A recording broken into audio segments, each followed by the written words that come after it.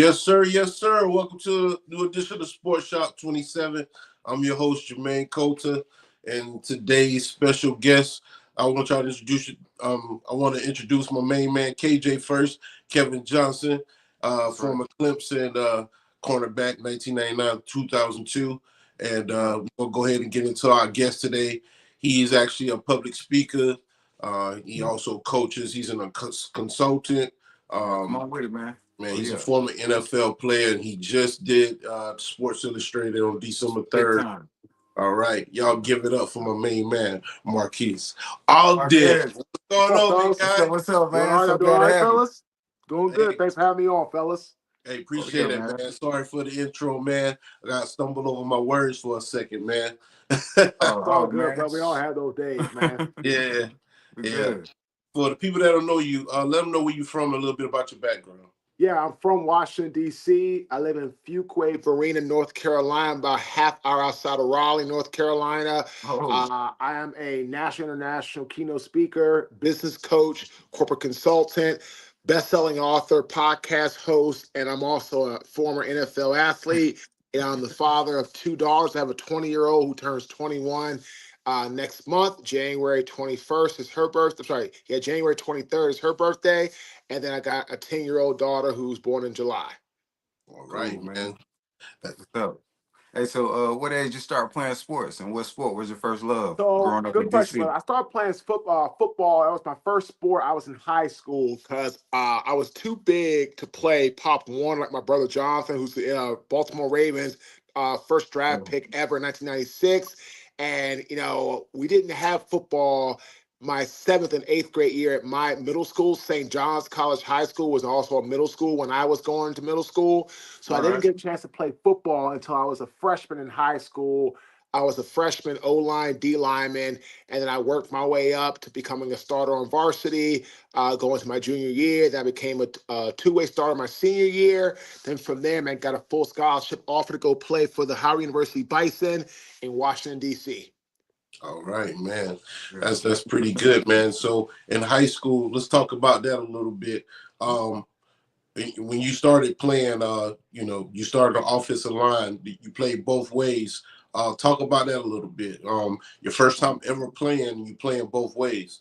Yeah, man. So my freshman year, I was playing both old lineman right tackle and I was playing D tackle. It was really interesting. St. John's was a great high school, great education.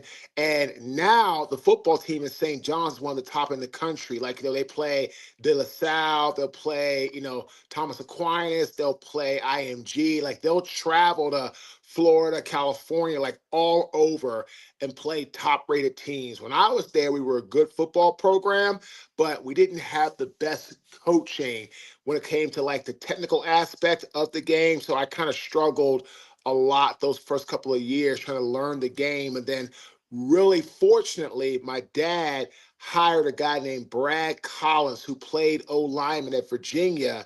He actually Hmm. was the O line coach for an opposing high school, my brother's old high school, St. Albans. And so I worked with him going into my senior year at St. John's and then learning the game at a more of a collegiate and pro level. My technique drastically improved my last year of high school, and that got me to get a full scholarship to go play for the Bison in Northwest DC. Okay. Word, man. Hey, so talk about in high school. Talk about some of the competition in the area.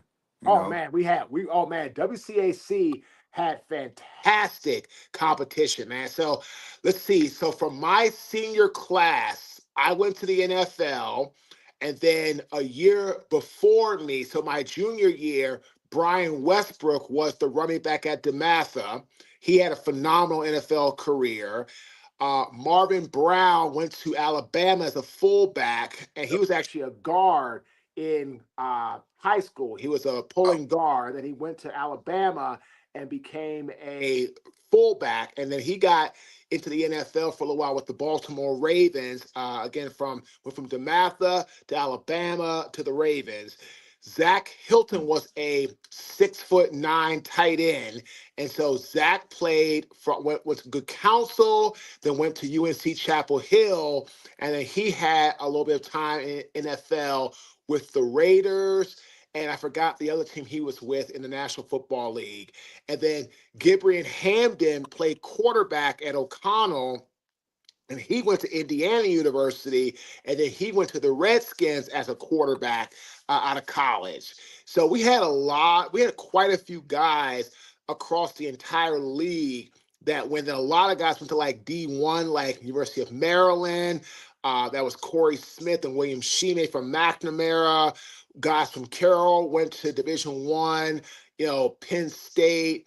All kinds of big schools. You know what I mean? So Cato June was a linebacker at Anacostia. He went to the University of Michigan, and he became a 5th-round draft pick in my draft class to the Indianapolis Colts. And had a fantastic career as a will linebacker. So he was in the Washington D.C. area at one of the high schools in the Washington D.C. public high school system. So there was tons of talent, man, in the WCAC, in the Washington, D.C. Public school system. Lots of competition, lots of great football players. Okay. All right. So going into your junior year, you said you became a two-way star. When did you know that football was actually something you was good at and you really wanted to take it serious? So I'll say, man, going into my last year of high school, I thought I could be pretty good, especially at, D lineman. And then I ended up playing, right tackle that last year, along with playing D tackle, D end. And I really started to get a good sense of the position as I was able to work with my brother, Jonathan Ogden, because the Ravens were only an hour away driving. So I was constantly with him all the time at practice. I remember going to training camp as a young player, all that kind of stuff. So I was really, really big on learning the game from my brother at a real young age. So between that and then just learning the game and just being able to play against really great competition in the Washington, D.C. area, I really realized, yep, I have an opportunity to play this game beyond high school that can just keep going, not get injured, and just keep after like I was doing. Yeah, that's smart, man. So how do y'all do in the playoffs in high school? How far do So y'all go? we did pretty well, man. So for us, we ended up getting my senior year. We got knocked out in the second round by DeMatha, which was our big time arch rival. And it was really good, man, because like I said, man, between Marvin Brown, Westbrook was there the year before that. That's it. They had a quarterback, Scott McBride, who actually played at Maryland. And he ended up having a little bit of time in the NFL as well. So, we just constantly kept playing. Oh, John Day Owens went to DeMatha. He was a full scholarship DN at Notre Dame. So, he had a fantastic career coming out of high school. So, I remember I actually played against John Day. I was the right tackle. He was the DN, and we battled my entire, that entire game, my entire senior year. And that was good for me. So, again, man, we really just kept playing such top flight competition that we really had ourselves tested every single week. So we got knocked out in the second round, but we always played at a high level. And again, like I said, the competition was just always 5-star. Man, can't take no plays off. Everything. Oh, Yeah, you can't, man. DeMatha, McNamara, Carroll, Gonzaga, O'Connell, Paul VI. It was just, McNamara. It was just constant, great football players at St. Albans, Georgetown. We would play IAC schools, and we were much bigger and much more physical than they were by a long shot, but they had better coaching. But today, because our conference and our division is so much bigger and much more massive and has just as great a coaching or better, the IAC, for the most part, doesn't play WCA schools anymore. All right. So we appreciate you tuning in, BC76. He said, "What up, fellas? Class of 2023. O-line crew, stand up. Trenches, hashtag." And he said, "What up?" He said it again. What up? Man, hey, Yeah, what's I'll up, tell you man? what, man. I'll tell you what. O-line is literally the most important position in the game of football. No Yep. doubt about it. Yeah, it starts Every there. team, every team that's winning right now, let's take the Lions, right? The Lions offensive line is playing as a unit as best as there is in the National Football League. Look at the Oh yeah. Eagles. The Eagles have turned themselves around. Saquon Barkley is rushing like crazy. Is Saquon Barkley that good? I don't know if he's that good. He's good. But when you have a line in front of you that's clicking, it makes you look that good. Makes So this Yeah. again, is he a top tier talent? Yes. yes. But the way he's running the football, if you look, he's not getting anybody within like a half a yard to a yard of him when he hits the line of scrimmage, especially between that tackle and outside the tight end box. There's Mhm. nobody coming within a half yard to a yard of him when he hits the line of scrimmage. And with that speed and with that leverage to stay low, that's just like a running start to a massive game. That's how he had a great game against the Rams. He had a great game against the Ravens. And so the Philly offensive line is now clicking. And you see the teams that are struggling, their offensive lines are getting hurt. For example, the Bears, who had a lot of great start at the beginning of the season, their offensive line now is getting banged up. What's happening to them? The 49ers, I mean, I feel And so bad for Christian McCaffrey, man. Like, great football player, great heart. But again, the line was getting banged up, and now he's out for the year. So it's not a secret. Teams that do well in the National Football League, their offensive lines stay healthy and they keep after and they click as a unit. Cool. well All right. said. So going into your senior year, did you get offered to any all-star games or anything like that? Good question. I was the Gatorade Player of the Year coming out, but I didn't get invited to any All-Star games. Back then, we didn't really have a ton of All-Star games like they do today. Like, you know what I'm saying? So it's really interesting. We didn't have a ton of those when I was in high school coming out. So didn't get invited to any All-Star games. But what I did do, I ended up winning. I was all conference. I got Gatorade Player of the Year award. And then from there, I kind of sat back and I waited, and it was very interesting. Nobody came with the full scholarship offer. Nobody came with any offer except for Howard University about 2 weeks before the deadline was going to be running out. Man. Wow. So you had no official visits to any college, no Except offer. Howard. All right. So basically, Howard came to the house, made the soft offer. I then went on my official visit, and it's interesting. I saw where Ted White is actually up as a 2025 Black College Hall of Fame finalist.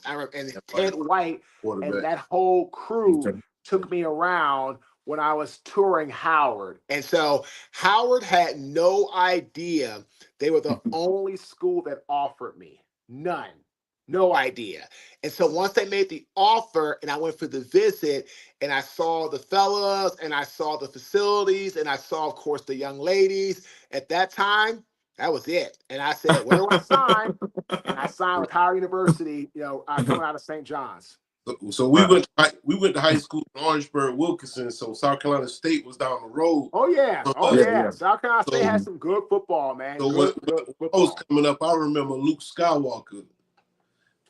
Yep. Jay Skywalker. Yep. Jay Exactly. Jay Skywalker. Skywalker. Yep. So Jay was a phenomenal quarterback at Howard. Ted Sweet Flight White. As a matter of fact, Ted is, yeah, he is actually the offensive coordinator, quarterback coach at UCLA right now. Okay. Yeah. Yep.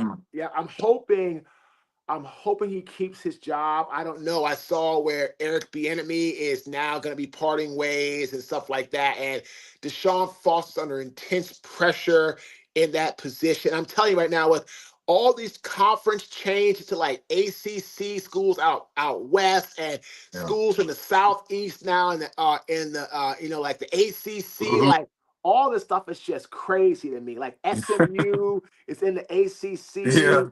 Yeah. I Yeah. think UCLA is in the ACC or just some.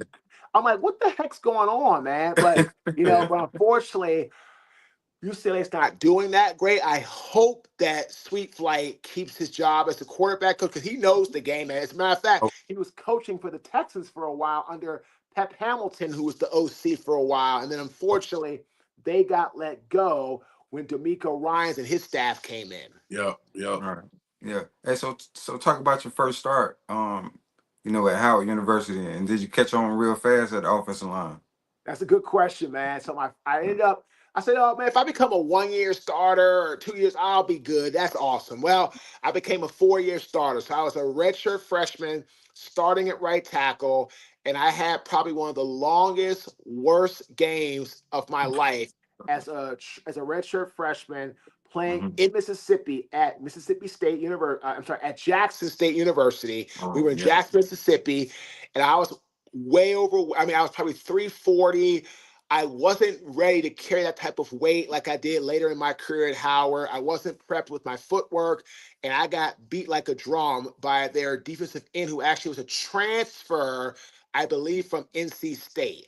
And Mm-hmm. so that game, it was really bad for me. And so then after that game, I ended up getting my starting job back in practice the next week. And then we went and played Hampton in the Battle of the HU Classic, which was held at RFK Stadium, which was Great.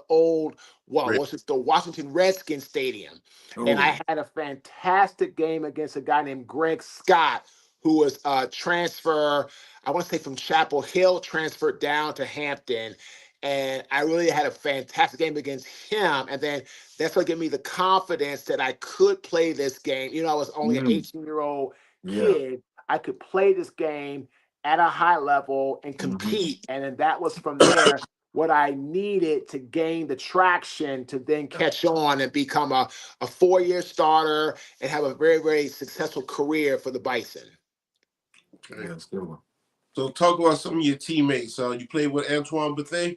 I did. So I was a senior when Bethea was a true freshman, and I got to watch him play. He was my teammate and just phenomenal, man. Just great at, attacking the football, finding the football, came downhill hard, didn't wait around. I played with Tracy White, who ended up having a nice career. He actually won at least 3 Super Bowls, maybe 4, but at least 3 with the Patriots. He was a Patriots guy, so he got to play with Tom Brady in the whole 9 yards, and he was a fantastic outside linebacker. And so Tracy was played at Howard with me.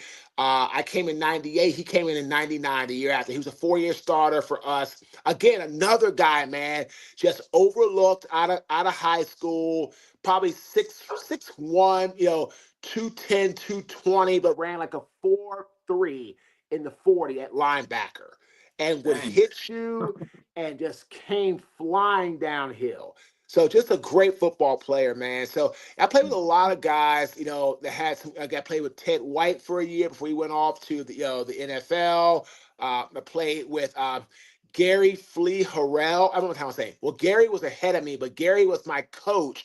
And Gary actually now is the assistant head coach at Colorado under Dion. He was with Dion at Jackson State. Oh. Now he's at Colorado. So yeah, man, I played with some great guys, man, at Howard University. One of my old line teammates, Brandon Torrey, he got a Super Bowl ring in '08 with the Giants when they beat them with the catch her around the world. So he was on the practice squad. So he got a ring from playing with the Giants in the NFL. Wow, man. Nice. Yeah. So, who was the competition at Howard University? Oh, Man, we played. We played great games. We played Hampton. We played FAMU. We played, oh God, we played Bethune Cookman. So I got to play against, Rasheem Mathis, for my entire career. I got to play against, Courtney Van Buren, who was coming out of Arkansas Pine Bluff. My rookie year, he was an O lineman for the, out of Arkansas Pine Bluff. I mean, that our draft class, there were 8 of us who were drafted into the National Football League out of HBCU. So we had Drayton Florence and Rasheem. So Rasheem Mathis was the first pick of the second round to the Jaguars. Then we had Drayton Florence, who was a corner. So Rasheem was a corner out of Bethune Cookman, second round. Drayton Florence was a corner out of Tuskegee, second round. We had Courtney Van Buren, who was a right tackle, third round out of Arkansas Pine Bluff. We had Vashante Shenko, who was a tight end out of Morgan State, third round to the Giants. We had, in my opinion, he should be an NFL Hall of Famer, without a doubt, Robert Mathis, who was a fifth rounder out of mm, Alabama A&M to the Colts. We had Zuriel Smith, who was a sixth rounder wide receiver out of Hampton. We had Frank Walker, who was a sixth rounder out of Tuskegee corner, and myself. I was a sixth rounder out of Howard O lineman. There were 8 HBCU guys drafted in that 2003 NFL wow, draft. 8 of us. wow, man. Man. Pretty impressive. Yeah. So you get picked up by the NFL. You go to the Jaguars, right? Yeah. Talk 2003. about talk Yep. about moving down south to Jacksonville, man. What was that like at 23 years old? I was 22 years. I was 22 years old, and I had never been outside of DC to live my life. Exactly. Never. And I'd never paid a bill in my life. No rent or car payment or cell phone, nothing. So the Jaguars did a fantastic job of helping us rookies acclimate to life as professionals, helping us find good apartments where we could like get an apartment and just give one check for the rent and for cable and for phone and for all that. It was great. Mm. And then making the adjustment, learning how to actually I remember buying my own car at 22 years old. I mean, that was scary. Now, of course, having a NFL, I job mean, makes you it gotta be, easier. that's it But was it's worth still, it. but it's still like, man, am I get taken advantage You of? nervous, yeah, Are Yeah. they screwing me and all this yeah, stuff, right? So I mean, yeah, man, you just never know. And yeah. so what happened is that I finally got adjusted after my rookie year, and then I bought a house going in my second year in Jacksonville, and that was nice. And then just getting acclimated, man. Duval County is a fantastic area. I went back to Jacksonville actually in October of this year for Jaguars Legends Weekend. We played the Colts, which was great. Actually, they won that game. I got a chance to go to practice. Yeah, I met, Doug Peterson. I took a picture with Trevor Lawrence, some of their other Yeah. guys. So it was good, man. And I actually, one of my old NFL teammates is actually the strength coach for the Jacksonville Jaguars. Cedric Scott was a D tackle, played for the Browns and the Broncos. He's been their strength coach now for 13 years, which I didn't know. So it's good to go back to Duval and see old teammates, old friends, and just have a good time. Yeah. Hey, talk about some of the key players when you played for the Jaguars. Oh Talk- man, we had Fred Taylor, Jimmy Smith, who's also up for the 2025 HBCU Hall of Fame. He's a Jackson State guy. We had Byron Leftwich, who I was drafted with, yeah, Rasheem big Mathis, boy. who ended up starting right away as a corner, who was fantastic. Yeah. We had Mike Peterson, who was a middle linebacker. We had the big boys in the middle, John Henderson and Marcus Stroud. We had some crafty edge rushers and Tony Brackens and Hugh Douglas and the Akinayadele. we had big time hard hitting safety in Donovan Darius. I mean, we had some great guys on our football team, man. And so playing for the Jaguars was fantastic because I really liked Coach Del Rio. I liked his perspective, and he was always just a straight shooter who took care of his players. Yeah. Mathis played Doom Cookman too, right? That's right. Yep. HBCU. Yep. I said he was one of the 8 drafted. The top Yep. DB that came out that year. He had a lot of interceptions coming out HBCU that year. Oh yeah, man. Yeah, him and Drayton were big time corners coming out of Black College, and so on the same football team in college, you had Drayton Florence and Frank Walker, who were both corners for Tuskegee on the same football team. What was their size and height? I mean, so Rasheem was, let me see. Drayton was probably like 6'2", like 220, 230. And then Frank was probably like 5'11", like 190, 200. Drayton and Rasheem were big, like, 6'2", 6'3", physical corners. You know what I mean? Like, and both were just between 210 and 230 on that regard. So they were humongous corners with great speed and were very, very physical at the point of attack. Well, I got some clips of you when you guys played, I think with the not the Falcons, but with the Ravens. You played with Ray Lewis, and we're gonna talk about that a little bit too, okay? And playing on the same team with your brother.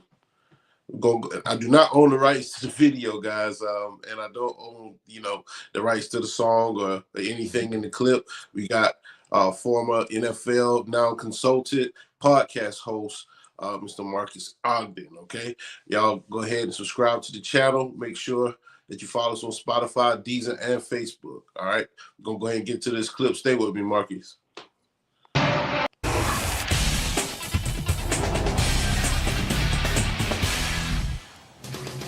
Let's be honest. If it wasn't for America's most famous dogfighter, this would have been one heck of a marquee matchup with Atlanta taking on Vince Young. Nevertheless, a very entertaining game with Atlanta and the Titans as Lendale White puts the ball on the turf. He won't catch him. Hold it up. He didn't hold it up, D'Angelo. I got a text. Although he did, this does look like you right there. Give him the glory then. I'm okay. Give him the glory. Falcons take an early 7-0 lead on that 56-yard return. Whoa. Vince Young rolling all over the place. He finds Brandon Jones down to the 3. Next play, Young to Chris Brown. Bounces it in. Titans tie the score at 7. 2:22 left in the third. Falcons forced to punt. Yeah, we're replaying this puppy. Tuesday, 10:30 p.m. Eastern Time. We've got a muff, everybody. Chris Davis fumbles it. Corey McIntyre recovers it. Tennessee turned the ball over 5 times in this game. Joey Harrington, 5 plays after the muff. Picked by Vincent Fuller for 6. Got to get out in front of that receiver. Why does it seem like this always happens to Joey? Well, you'll also see something else happen to Joey later in this game. 20-13 Titans lead. Fourth quarter, Vince Young drops back looking for Justin Gage, but he is picked by Demario Williams, who takes it to the Tennessee 21. And look who comes in the game. Byron Leftwich comes in as Joey gets pulled. And Leftwich overthrows a wide-open Lauren Robinson in the end zone. Second down, Falcons. An interesting time to pull your quarterback late in the third quarter. Next play. Not at this point in the game. You can't do it. He's rusty. He's not acclimated to this offense. He's sitting over there cold. This is not the right time. David Thornton picks him off. Same possession, though. A gift is the Titans can't get the punt off. Craig Hendrick is tackled by Demario Williams, and the Falcons take over on downs with 2 minutes to go. And here they go. Warwick Dunn almost in the end zone, right down to the goal line. But this series was dreadful as Albert Hainsworth blows up the play. Hang on to the ball right there. You don't want to flip it out of there, but only bad things can happen. Take a 2-yard loss and play another down. After a Titans penalty, Leftwich. It's broken up as Algie Crumpler's looking for a flag. 4th and goal. Joey looking on. Leftwich. Got to throw the ball. Must throw the ball into the end zone. You cannot take a sack there. And he does, as the Titans take over on downs. And even though the Falcons were right there on the doorstep on the 1-yard line, all they needed was 3 feet to tie the game, and they lose. The Titans win this game 20-13 to improve to 3-1. All the teams in the AFC South above 500 Through 5 weeks, Atlanta falls to 1-4. All right, we back with the Titans. I'm not mistake with that video. Talk about playing with them a little bit.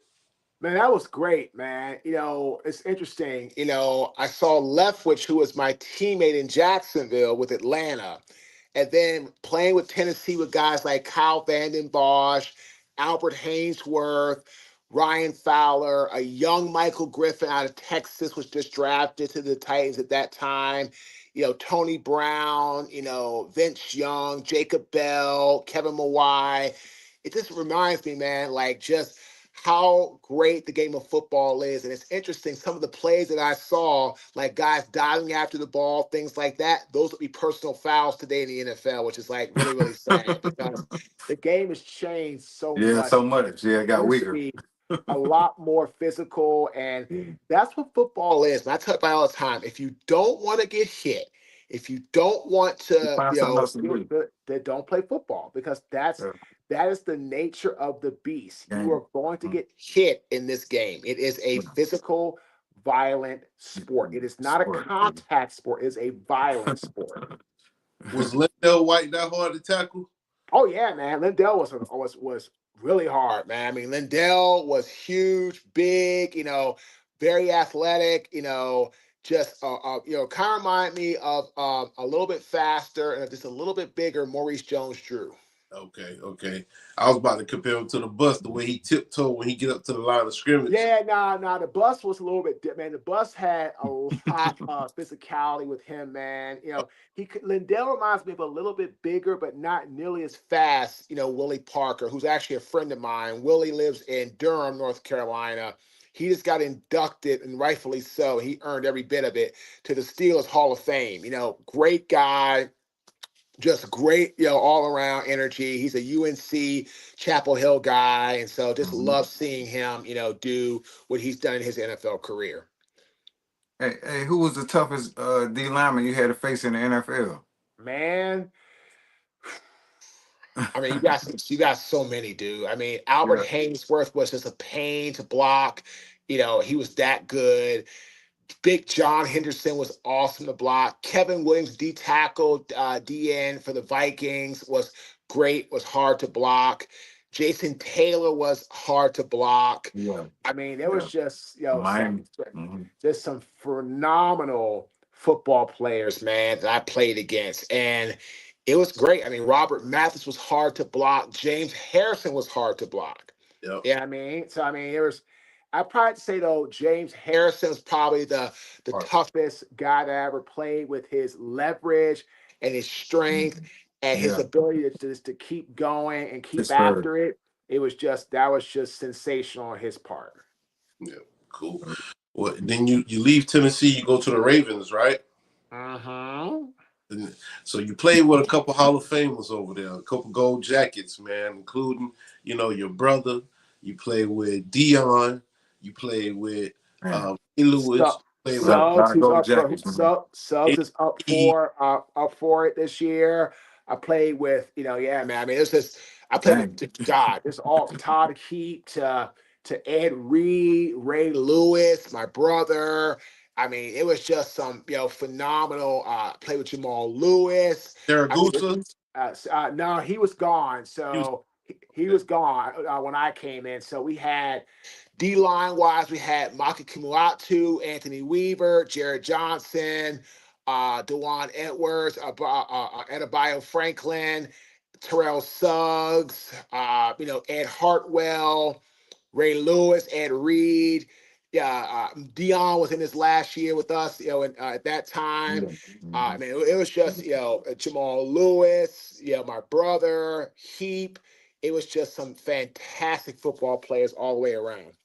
Yeah, man. Yeah. It was a generational team right there. If you look at it, man, you got 4 or 5 Hall of Fame jackets there, man. A couple of Pro Bowlers, some all-time records in that circle.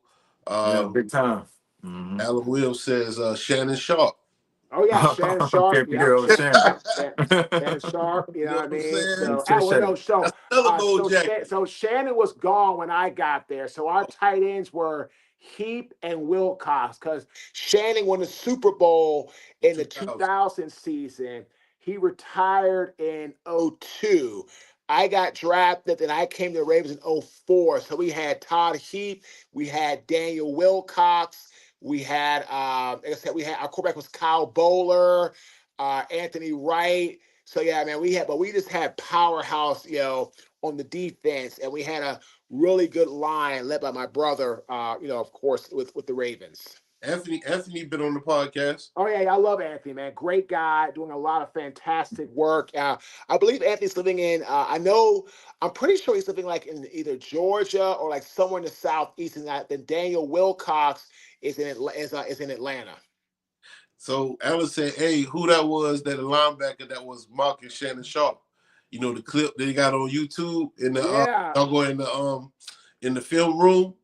Oh, you're talking about Hartwell. Yeah, Yeah, Hartwell used to mock Shannon Sharp. Yeah, man. and he And got him down pat too. Hartwell was good. Oh, was good.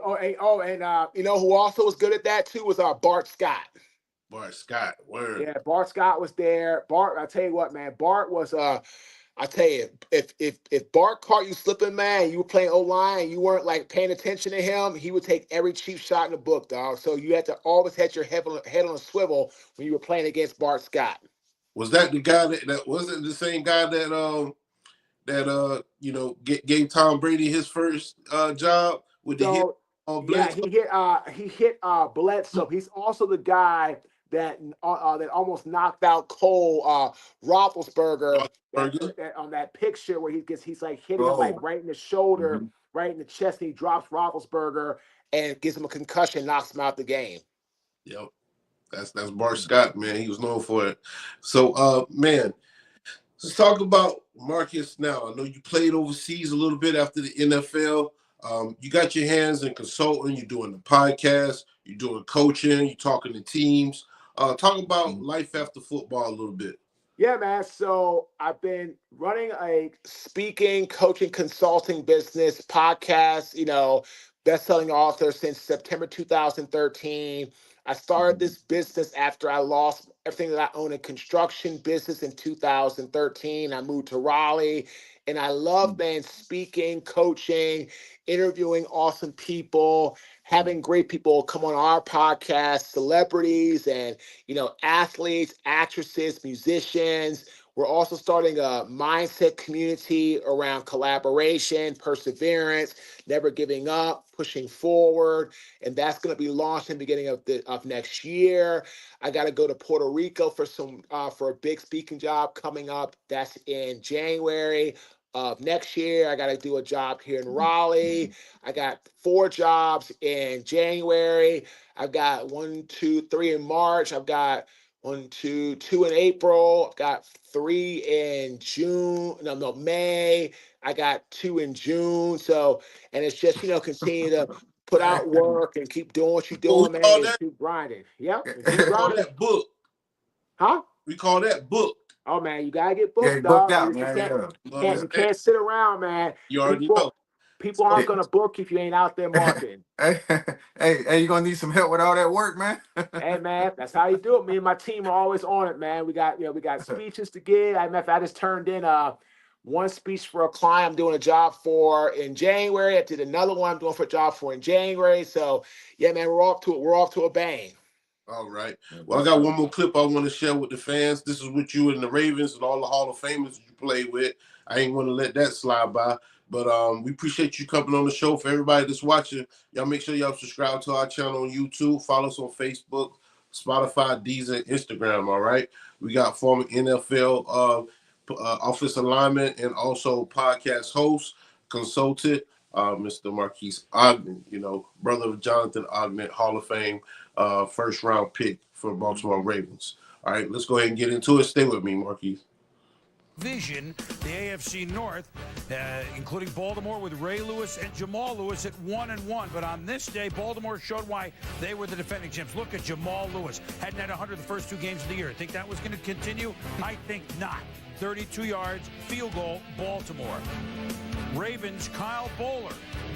Well, he's learning on the job, but he learned when to take off, and touchdown. 10-0 Baltimore.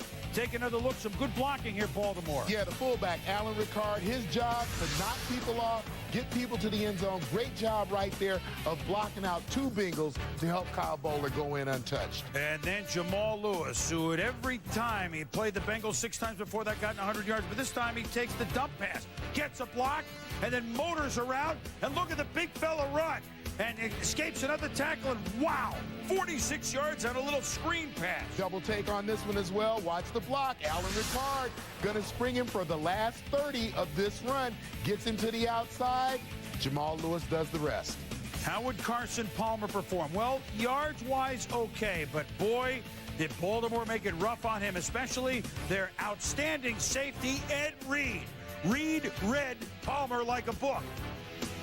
And then later on, it's Reed again with the score 17-6. The Bengals still in it early 4th.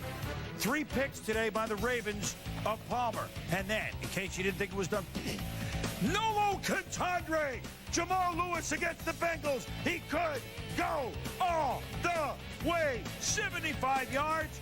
Jamal Lewis immense, ran for 186. Caught more balls, and again, a 100-yard game for him against the Bengals. Meanwhile, the defense, in addition to the 3 picks, pitched in 4 sacks, 2 of them by Terrell Suggs, and the Ravens go into Cincinnati, where they did not win last year, and win impressively by the count of 23-9. And in this game, we now know that Jamal Lewis, we told you, 7 for 7 consecutive 100-yard games against the Bengals.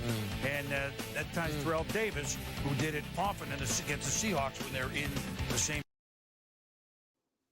Yes, sir. We back. I forgot about Chris McAllister, man. Yeah, that was our other corner. Yep, Chris McAllister.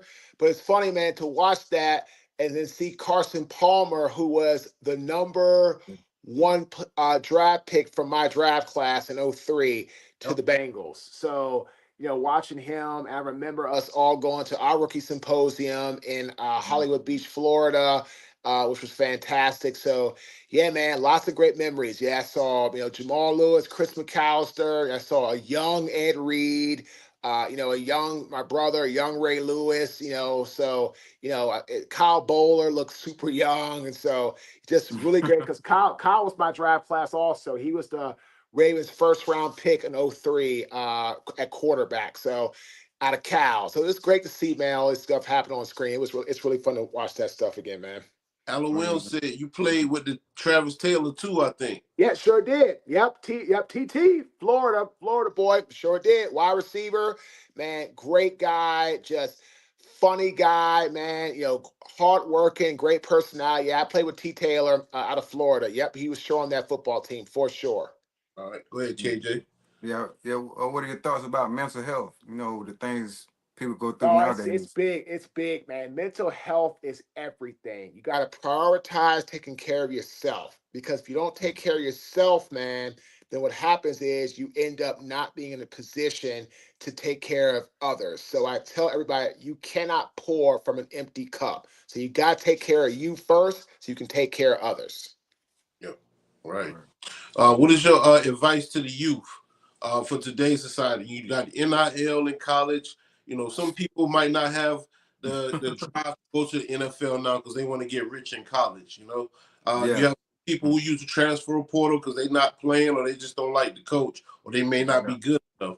What's your advice on today's football? I know it's upside down, but just give me your point of view on it in a nutshell. I'll tell you what, man. It's like anything else. Life is not going to give you what you want when you want it. So you got to learn to stick through and stay and do what you know you can do. Now, it doesn't mean you don't have exceptions, of course. I'm not saying you can't have an exception to every rule, but you shouldn't use the transfer portal as a way out the first time trouble hits, because that's not what it's for. If you don't learn to fight through and deal with adversity, then when things happen in life, you're not going to know how to deal with it. So again, learn how to deal with adversity, take it head on, and overcome the challenges. Yeah, you have any shout outs before we head out? No, man, I just want to thank y'all for having me on. I want to thank Alan Williams for setting this up and reaching out to you guys. Yeah, man, And for again, real. man, just, if you're listening as an athlete, just do what you need to do and be disciplined, man. Don't have a coach or somebody you're working with tell you what to do, where to do it, and where to be. Be your own self-inspired, self-starting CEO of your own life. Be the captain and the driver of your own life. All right. Well Well, we said. appreciate you coming on the show. And Oh, for yeah, man. everybody that's watching, we thank you for tuning in. You've just watched another edition of Sports Shop 27. I'm your host, Jermaine Coulter. I'd like to thank my man KJ, former Clemson cornerback, 1999, 2002. And also today's guest. He's a podcast host, consultant, and also former NFL player. He's the brother of Jonathan Ogden, Mr. Marques Ogden. We thank you. All right. Yeah, Thank man. y'all for having Appreciate me. you. Have a good night, fellas. All right. You too, man. You guys know our motto. It's not how you start, it's how you finish. All right. Right. And next time, we'll see you guys. Peace. Right.